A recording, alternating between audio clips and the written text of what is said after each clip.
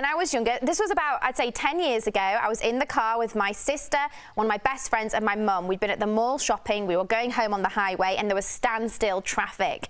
We were like, what's going on? And then we saw everyone around us in their cars were all looking up, some people getting out their cars, so we did the same.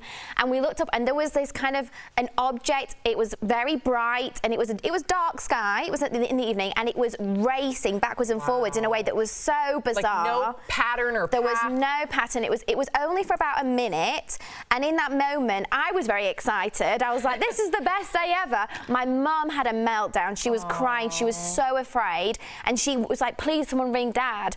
All of our phones went dead, and everyone around us, everyone was stood outside like their phones were dead. Some electrical signal. It was so strange. Did your fingers start glowing? I wish. Stop it, Brandon. No. What? Stephanie phone home. No, Stephanie was honestly. like, take If me. there's one person that the aliens will come take, it's Stephanie R. Jones. Yeah, they would love her.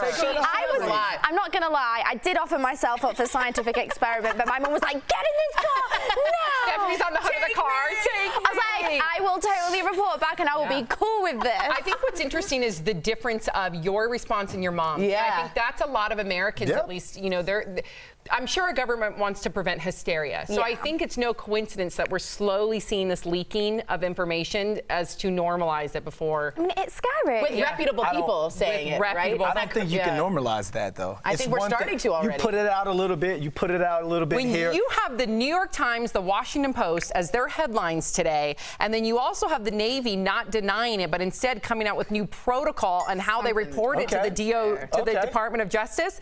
Boy. Sounds cool, but then when E.T. walks up to you and give you a high five, I'm ready. Hysteria. I'm ready. Hysteria. She's ready. If you need a spare room, E.T., hit me up. I make a mean spaghetti bolognese for tea.